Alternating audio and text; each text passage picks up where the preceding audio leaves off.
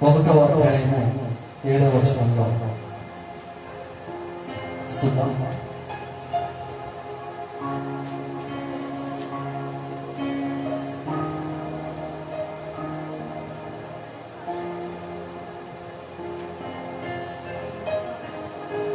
లూకా సువార్త 1వ అధ్యాయం 7వ వచనం.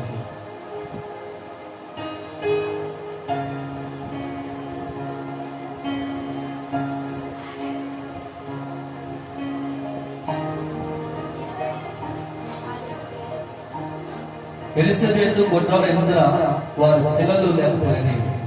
మరి వారిద్దరూ బహుకాలంలో గడిచి వృద్ధులయ్యి ఇచ్చిన ప్రారంభిస్తున్న పరిశుద్ధుడా ప్రేమలు తండ్రి జీవనలో నాయన స్తోత్రాలయ్యా.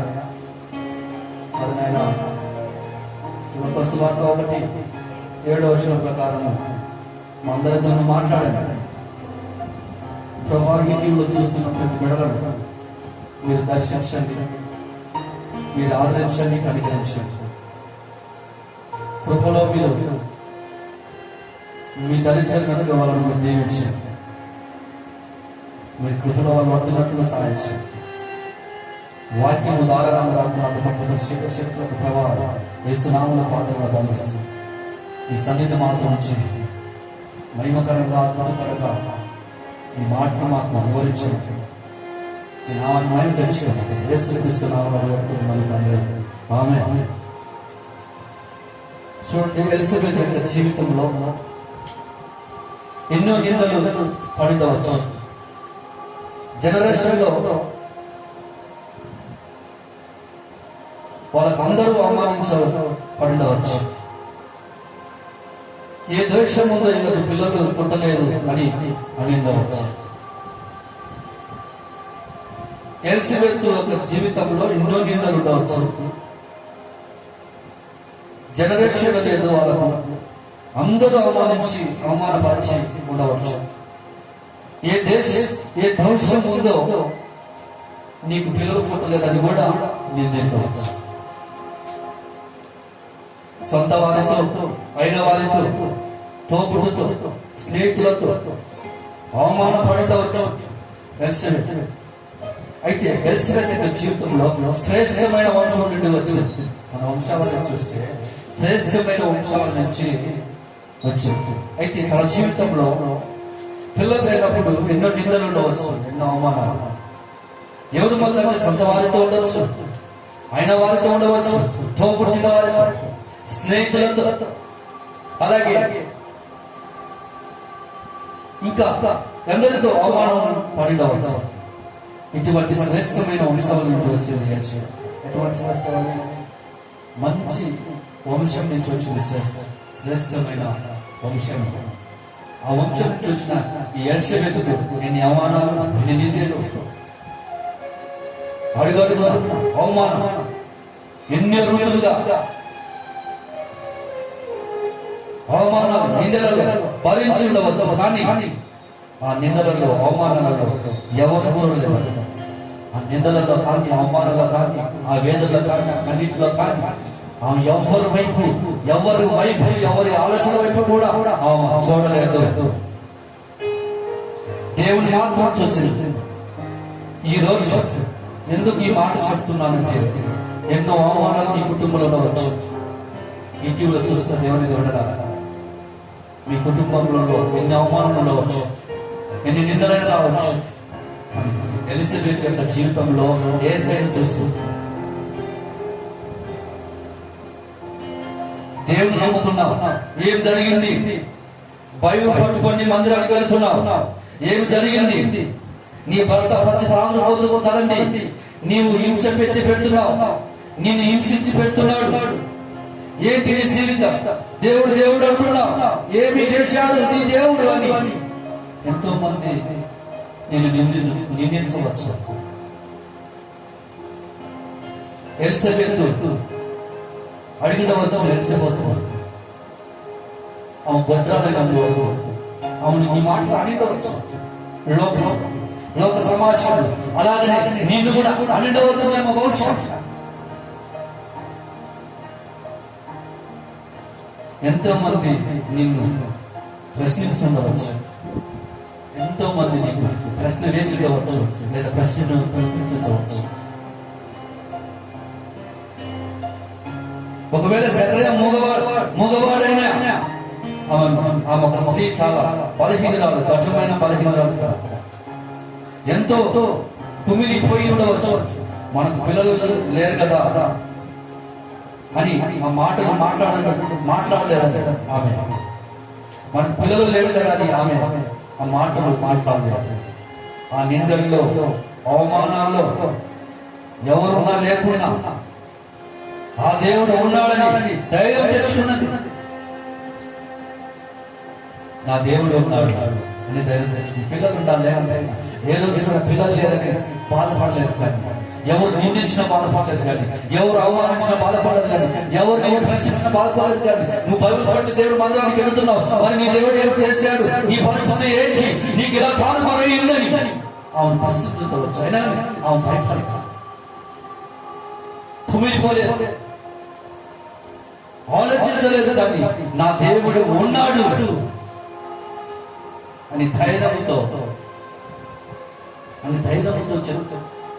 ధైర్యం తెచ్చుకుంటాడు. నా దేవుడు నాతో ఉన్నాడు, హల్లెలూయా, నా దేవుడు నాతో ఉన్నాడు అని ధైర్యం తెచ్చుకున్నాడు. ఈరోజు నేను అవమానించవచ్చునేమో, ఈరోజు నేను నిందించునేమో, ఈరోజు నేను అవమానపరచడం ఎందరో, నీ స్నేహితులైతే కావచ్చు, నీ బంధువులైతే కావచ్చు, నీకు తోడబడిన వారు కావచ్చు, ఇంకను అనేకుల జనముల మధ్య నేను ప్రశ్న వేసేవారిగా నిన్ను నిందిస్తున్నారేమో, అయినా పాటు నువ్వు దేవుని బట్టి ధైర్యం తెచ్చుకో. ఈరోజు అవమానానికి కుంగిపోకు, కన్నీటి మధ్య నువ్వు దిగజారిపో, ధైర్యం తెచ్చుకొని యేసయ్య వైపు చూడు.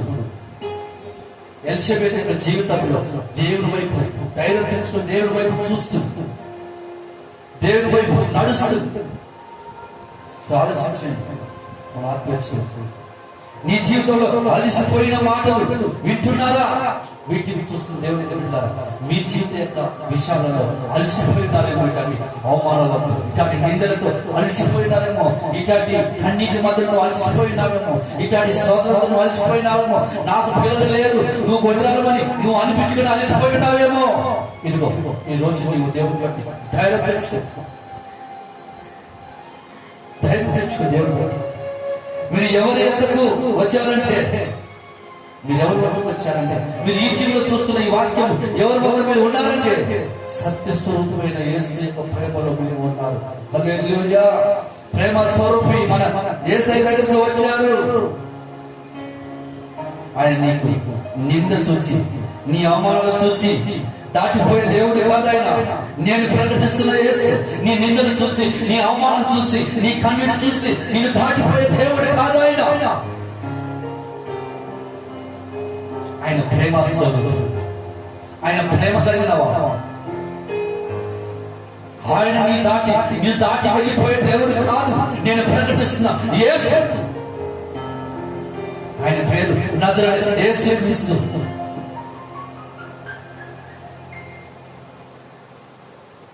ఆయన నిన్ను చూసి ఆగిపోయే దేవుడు, ఆయన చూసి ఆగిపోయే మనసులో ఉన్న దేవుడు కాదు.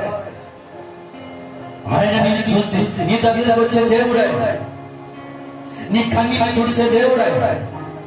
నీకు ఏ శ్రమైనా సరే, ఏ నిందైనా సరే, నీవు చెప్పుకునే బాధతో నువ్వు ఉన్నా సరే, ఆయన నీ చూసి వెళ్ళిపోయి నీ దగ్గరకు వచ్చే దేవుడు. నేను ప్రకటిస్తున్న యేసు రోషం కలిగిన దేవుడు, నా దేవుడు యేసు క్రీస్తు.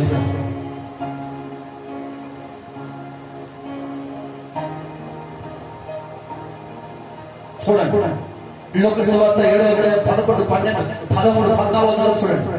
లోక సువార్త 7వ అధ్యాయం 11, 12, 13, 14 చూడండి. వెంటనే ఆయన ఒక వీరికి వెలుచుండగా ఆయన శిశువులు జమ సమూహము ఆయనతో కూడా వెళ్ళి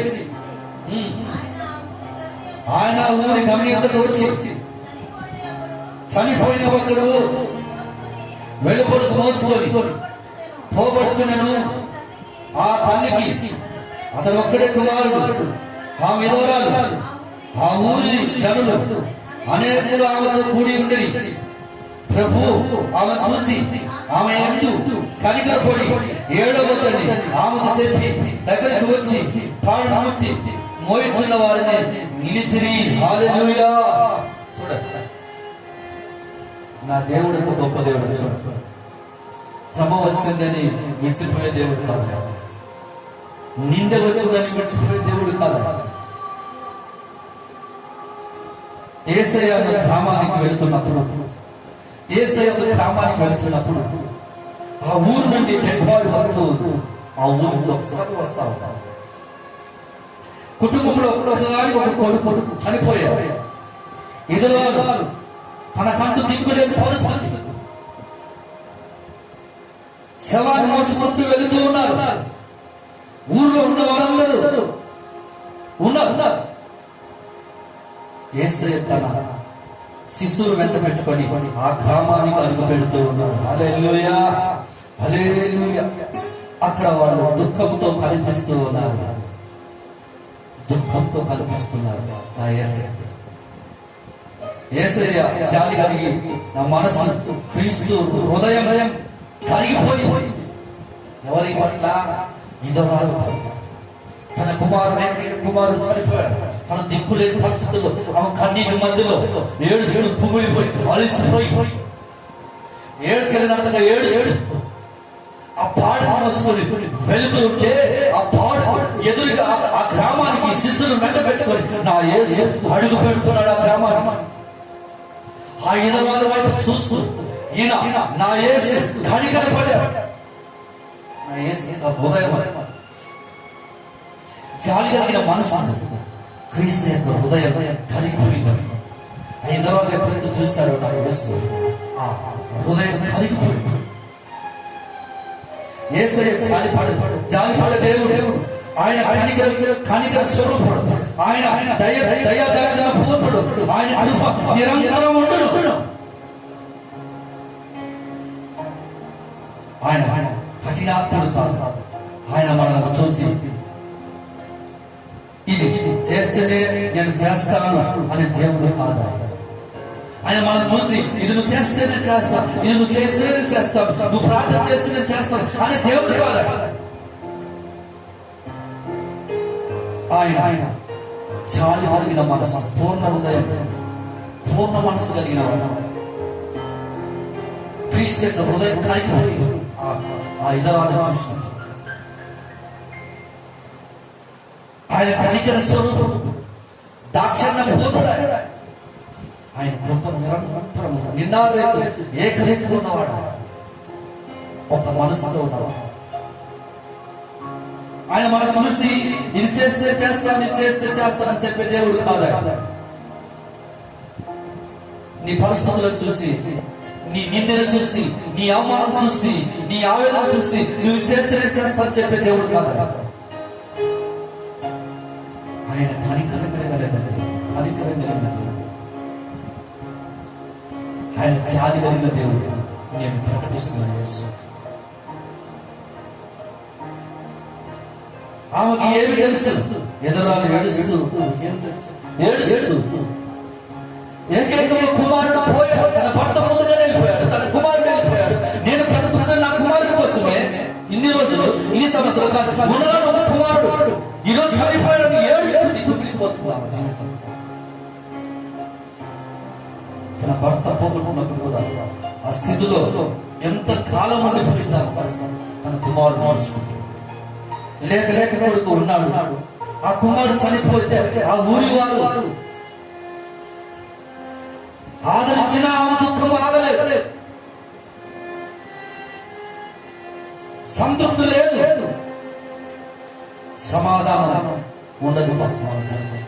కారణం ఏంటంటే అందరూ నీ ప్రజలు, నీ కుటుంబంలో నీ చుట్టూ ఎంతమంది ఉన్నా, నీ కుటుంబంలో ఎంతమంది నీ ప్రజల మధ్యలో నువ్వు ఉన్నా ఆదరించిన నెమ్మది లేదు. కారణం ఏంటంటే ఆ ఆదర్శ కలిగిన వాడు ఒక్కడే, సుశిత్ర కలిగిన దేవుడు. నేను ప్రకటిస్తున్న యేసు. ఆ ఊరు జనమంతా ఆదరిస్తున్నప్పుడు కూడా ఆమెకు ఆదరణ దొరకలేకపోయింది, ఆమెకు సమాధానం దొరకలేకపోయింది. పాపం సంతృప్తి లేదు.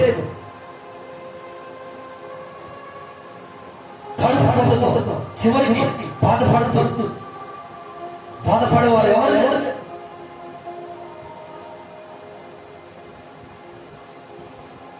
కడుపు కోత చివరికి భూమి మీద ఎవరు లేదా? కడుపు కోత కూడా తన తోడు కోసం తన భర్త కూడా చనిపోయాడు. కడుపు కోత తన కుమారుడు చనిపోయాడు. భూమి మీద ఎవరు లేరు, ఎవరి కోసం బ్రతికారు అని ఆమె ఏడుస్తుంది. ఆదరణ లేక, నెమ్మది లేక, సంతోషం లేక, సమాధానం లేక ఉండిపోయిన స్థితిలో ఎంతకాలం నుండి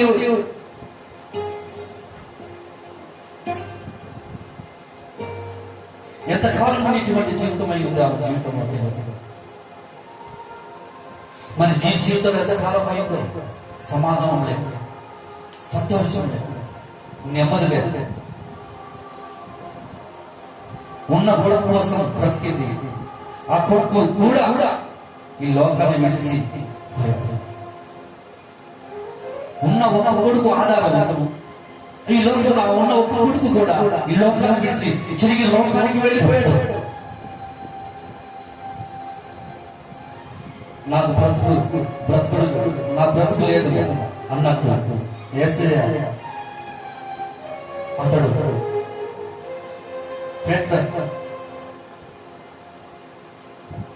యేసయ్య ఆమె బ్రతుకుల్లో అడుగు పెట్టాడు. ఆమె జీవితంలో యేసయ్య అతడు పెడుతూ ఉన్నాడు. ఆమె బ్రతుకుల్లో యేసయ్య అడుగు ఆమె జీవితంలోకి వచ్చాడు. హల్లెలూయా. అందుకు నేను క్లియర్ గా చెప్తున్న మాట ఏంటంటే, దేవుడి ప్రజలారా, యేసయ్య అడుగు పెడుతూ మన జీవితంలో మారానుభవం మొదలుగా మార్చబడుతుంది. ఎప్పుడైతే యేసయ్య అడుగు మీ జీవితంలోకి వస్తుందో, యేసయ్య జీవితం మీ జీవితంలోకి వస్తుందో, యేసయ్య మీ జీవితంలోకి ఎప్పుడైతే అడుగు పెడతాడో అప్పుడు నీ జీవితంలో మారా అనుభవం అనే జీవితం మధురంగా మార్చబడుతుంది. ఆమె యొక్క జీవితంలో మారా అనుభవం మధురంగా మార్చగలిగిన వాడు. హల్లెలూయా. మధురంగా మార్చబడుతుంది. యేసయ్య మన కుటుంబంలో, హృదయంలో, మన జీవితంలో అడుగు పెడితే మన పాపము, శాపము తొలగిపోబడుతుంది. మన కుటుంబాలలో యేసయ్య అడుగు పెడితే, మన జీవితంలో యేసయ్య అడుగు పెడితే మన శాపాలు, మన పాపాలు ఈ రోజులో తొలగిపోతాయి. నీ కుటుంబంలో కూడా యూట్యూబ్ లో చూస్తున్న దేవుని బిడ్డలారా, మీరు మీ వ్యక్తిగత జీవితంలో యేసు ప్రభువుని మీరు ఆహ్వానించకపోతే ఈ క్షణమే మీరు యేసయ్యను ఆహ్వానించండి. యేసయ్య నీ జీవితంలో అడుగు పెడితే ఈ శాపంగా ఉన్న నీ బ్రతుకును, నువ్వు పాపంగా ఉన్న నీ బ్రతుకును విడుదల కలుగుతుంది, నెమ్మది కలుగుతుంది.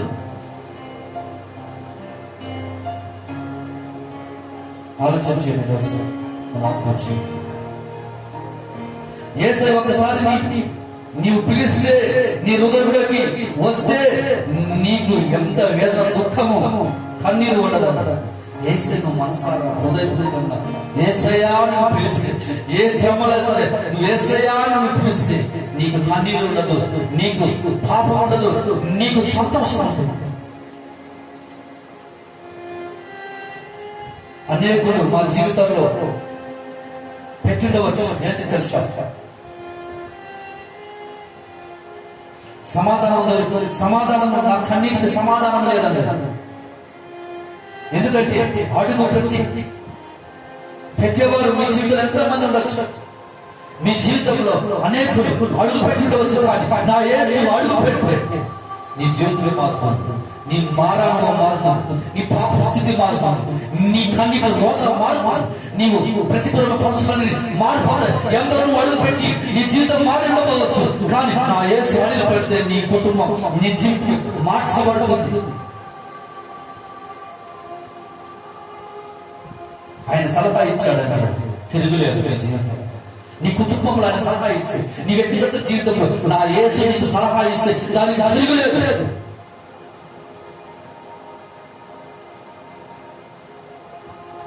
నా దేవుడు నీకు ఇచ్చే సలహా అది అద్భుతమైన సలహా, అది దీవెనకరమైన సలహా. ఆలోచించి మనం ఆలోచించగల అది యేసయ్యలో ఉన్న గొప్పతనం. ఆ వేసవిలో గొప్పతనం. ఆయన సలహా ఇచ్చాడంటే దాన్ని తిరుగులేదు. అది వేసవిలో గొప్పతనం, అమూల్యం. అది ఆయన భూమి ఉన్నంత కాలం ఆయన చూపులో ప్రేమ, ఆయన నడకలో ప్రేమ, ఆయన అడుగులో ప్రేమ. ఆయన భూమి మీద సంచరించిన కాలంలో, ఆయన బ్రతుకున్న కాలం అంతా ఆయన నడకల్లో ప్రేమ, ఆయన చూపుల్లో ప్రేమ, ఆయన ప్రవర్తనలో ప్రేమ. చూడండి, ఇతరాల వైపు చూసామా?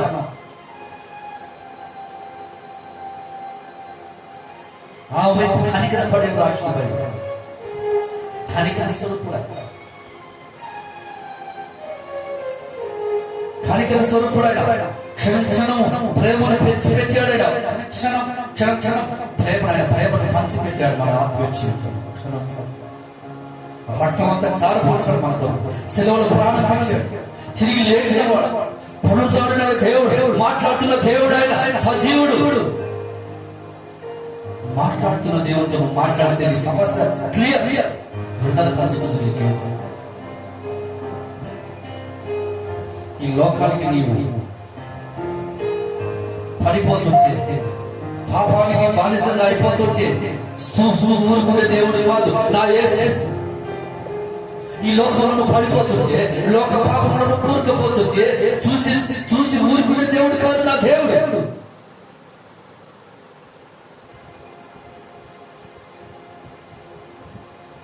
అందరూ పరిగెత్తుకొని వచ్చే దేవుడు నా దేవుడు, వచ్చే దేవుడు నా దేవుడు. నిరీక్షణ లేని వారి జీవితంలో నిరీక్షణ కలగజేసేవాడే నా దేవుడు. నిరీక్షణ కోల్పోయింది ఈరోజు తన నిరీక్షణ కోల్పోయింది. నాకంటూ ఎవరు లేదు, నేను ఎదురు బ్రతకాలి, ఎవరు కూడా బ్రతకాలి. ఉన్నవారు ఒక దుక్కు, నా కడుపు కోత పోయింది, లోకానికి తిరిగి రాలేదు, లోకానికి వెళ్ళిపోయాడు అంటున్నారు. నేను ఎవరి కోసం బ్రతకాలని నిరీక్షణ కోల్పోయిన స్థితిలో నా యేసు ఆమె జీవితంలో అడుగు పెట్టాడు.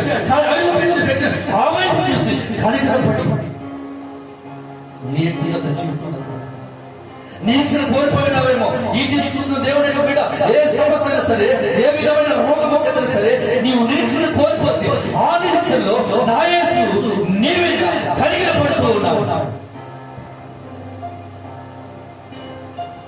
భయపడకు, ఆయన నీకు తోడుగా ఉన్నాడు.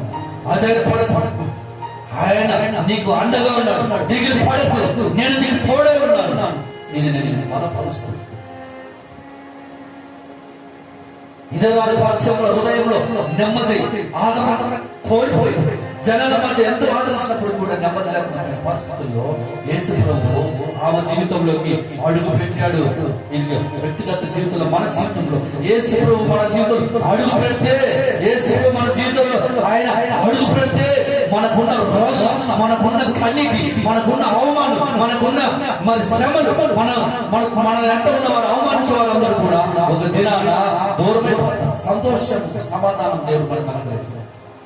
తొలగిపోతున్నాయి నిందల గత దినాన. ఎప్పుడు యేసు నీ జీవితంలో అడుగు పెట్టుకుంటున్నాడు.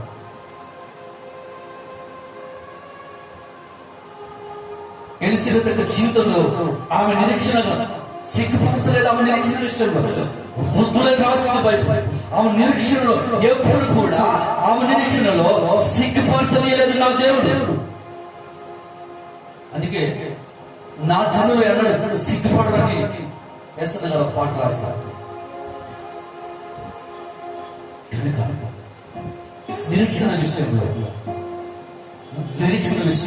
ఎన్నడూ కూడా కోల్పోలేదు. నిరీక్షణ సిగ్గుపరచలేదు. ఆమె జీవితం ఒక గొప్ప సంతానం వేశాడు. ఆమె కడుపులో నుండి ఒక ప్రవక్త వస్తున్నాడు. మరి నీ జీవితం ఏ విషయంలో కోల్పోయినావు? ఏ విషయంలో వాళ్ళ మధ్యలో నలిగిపోతున్నావు?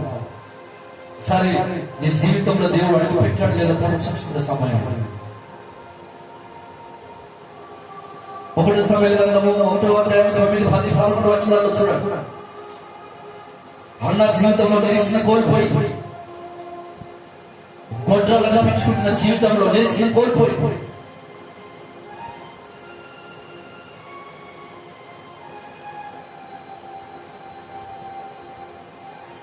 చివరికి దేవుడు ఏం చేస్తాడు తెలుసా? నిరీక్షణలో కలిగించిన జీవితంలో విశ్వాసంలో స్థిరపరచాలి. నాకంటూ కుమారుడు వస్తే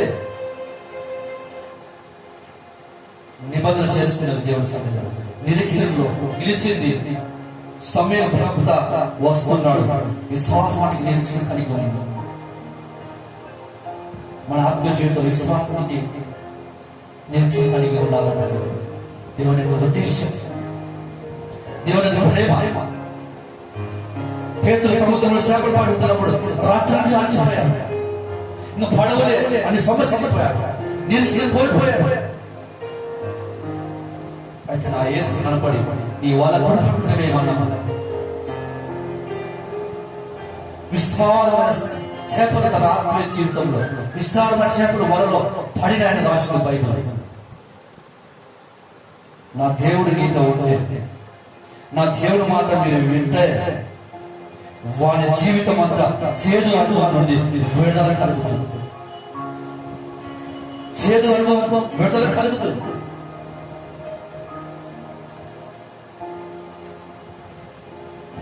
కుడిపక్కన వలవేయగానే ఏం చెప్పాడు దేవుడు? కుడిపక్కన వలవేయమన్నాడు. ఏం జరిగిందంటే దేవుడు మాట వింటారు వారి జీవితంలో చేదను వాళ్ళు మధురంగా మార్చగలిగిన వాడు నా యేసు. ఈరోజు నీవు నేను యేసే మాట విని మన మారానుభవం జీవితాన్ని ఈరోజు మార్చగలటానికి మన మధ్యలో సంచరిస్తున్న దేవుడు మధురంగా మార్చడానికి కోరుకున్న సమయం ఇస్తుంది. ఈ టీవీలో చూస్తున్న దేవుని బిడ్డలారా, సార్ ఆలోచించండి. మీ ఆత్మ జీవితంలో ఏ విషయంలో మీరు మారానుభవంలో కోల్పోయారు? ఏ విషయంలో మీరు సమస్యలు పోయారు? ఏ విషయంలో మీరు ఆత్మీయ స్థితిలో దిగజారిపోయారు? నిరీక్షణ కోల్పోయారు? కళ్ళు మూసుకుని దేవుడి సన్నిధిలో ఒక ప్రత్యేకంగా తీర్మానం చేద్దాం. ప్రభు, ఇదిగో నా జీవితంలో ఎన్నో ఎదురు దెబ్బలు, ఎన్నో రాళ్ళ దెబ్బలు, ఎన్నో సమస్యలు, ఎన్నో నిందలు, అవమానాల నేను నిరీక్షణ కోల్పోయిన వాడినైనా విశ్వాస జీవితంలో నేను అయ్యా స్థిరపడి ఉండలేదు తండ్రి, నాకు క్షమించు. ఈ రోజున మా మధ్యలో ఎలిజబెత్తును పెట్టారు, మా మధ్యలో అన్నాన్ని పెట్టారు, మా మధ్యలో ఒక ఎదవాళ్ళను పెట్టారు. ప్రభు, వాళ్ళ జీవితంలో గొప్ప కార్యం చేసిన దేవుడు, ఇదిగో నా జీవితంలో గొప్ప కార్యం చేస్తాడు అని ఇదిగో నేను విండి మీ సన్నిధిలో ఒక తీర్మానం చేస్తున్నానని ఒక తీర్మానం కలిగి నువ్వు చేస్తే నీ కొరకు ప్రార్థన చేయబోతావు. నీ కొరకు మేము ప్రార్థన చేయబోతావు. నీ కొరకు ప్రార్థన చేయబోతావు. ఏ సమస్య సరే, ఒకవేళ చెప్పుకోలేని రోగం ఉన్నా సరే, ఏదైనా సరే, ఏదో చెప్పుకోలేని పరిస్థితులు ఉన్నా సరే, నీ ఆత్మ జీవితంలో నా యేసు నీ జీవితంలో అడుగు పెట్టాలని కోరుకున్న సమయం ఇది. ఈ సమయంలో నీ వాక్యం, ఈ సమయంలో దేవుడికి మోకాళ్ళ అనుభవం వేసి తల వచ్చి మోకరించి నీ కన్నీటితో సమాధానం చెప్పాలి. ఈ మధ్యాహ్న సమయం యేసునికి స్తోత్రాలు. ఇద్దరు అంత పక్షంలో కోల్పోయిన పరిస్థితులు ఎందరూ నా ప్రభు నా పక్షంగా, ఎంతోమంది నా పక్షంగా మాట్లాడుతున్నా, ఎంతో మంది నన్ను ఆదరిస్తున్నా, నాకు నెమ్మది లేదయ్యా, సంతోషం లేదయ్యా, నాకు సంతోషం, నాకు నెమ్మది కలగాలంటే నా జీవితంలో మీరు అడుగు పెట్టాలి. ఇదిగో ఇతరుల యొక్క జీవితం మీరు అడుగు పెట్టారు. మారానికి అనుభవం ఉన్న ఆమె జీవితంలో మధురంగా మార్చగలిగిన దేవుడు తండ్రి, నేను నమ్ముతున్నాను. నువ్వు నజరేయుడు యేసు దేవుడు, నిజ దేవుడు నా తండ్రి, స్తోత్రాలను నువ్వు మనసారా హృదయం దేవుడు పశ్చాత్తాపడితే నా యేసు నీ జీవితంలో అడుగు పెట్టాలని కోరుకున్న సమయం ఆయన అడుగు పెట్టాలని ఇష్టపడుతున్నాడు. నీ జీవితాన్ని మధురంగా మార్చాలని ఇష్టపడుతున్నాడు ఆయన. నీ జీవితానికి వెళ్ళాలని, నీ జీవితంలో గొప్ప నిరీక్షణ కలగజేయాలని ఆయన కోరుకుంటున్నాడు. మరి ఈరోజు నేను విశ్వాసం నిరీక్షణ కలిగి ఉన్నావా? ఏ విషయంలో సరే పోయిపోయి, ఏ విషయంలో సరే కృంగదీసే ప్రతి విషయంలో కూడా నా దేవుడు నాతో ఉన్నాడు, నా యేసు నా జీవితంలో అడుగు పెట్టాడు అని విశ్వాసంలో నువ్వు స్థిరపై నిలిచి ఉన్నావా? అలా లేకుంటే కన్నీటి ప్రార్థనతో దేవుడికి జవాబు చెప్పు. దేవుడి జీవితంలో రావుగాలని ఇష్టపడుతున్న సమయం ఇది. తండ్రి నీకు స్తోత్రాలు. మా జీవితాల్లో గొప్ప మేలులతో నింపారు. ఆదరించే గొప్ప దేవుడు అవుతాడు. నీకు స్తోత్రం. నెమ్మది లేని మా జీవితంలో నెమ్మది కలిగజేసే దేవుడు తండ్రి, నీకు స్తోత్రం. ఇదిగో నా తండ్రి, మా దేశంలో నెమ్మది లేదయ్యా. మా దేశంలో కరోనా వైరస్ ఎంతో మంది బాధపడుతూ ఉన్నారు. యేసు, మా దేశంలో మీరు అడుగు పెట్టండి. గొప్ప నిరీక్షణ మాకుందయ్యా. మా దేశం మీరు అడుగు పెడతారని, మా దేశం మీరు నెమ్మదిస్తారని, మా దేశంపై మీ ప్రేమ చూపిస్తారని, మా దేశంలో మీరు విడిచిపెట్టే దేవుడు కాదని గొప్ప నిరీక్షణతో కలిగి మేము ప్రార్థన చేస్తాం. యేసు, మా దేశాన్ని, మా పట్టణాన్ని, మా ప్రాంతాన్ని, ఈ చూస్తున్న ప్రతి ఒక్క బిడ్డలను మీరు దర్శించండి. అనుభవం మార్చగలిగి నువ్వు గొప్పతనం అయ్యా, నీ ప్రేమను కనికరంగా దేవుడు కనుక మాకు వెల్లడిపరచమని ప్రార్థన చేస్తాం. చాలు కలిగిన మనసు నీ ప్రేమకై స్తోత్రాలు ఇంతవరకు సన్నిధి మాతో వచ్చు. నీ ప్రేమను మాతో వచ్చు.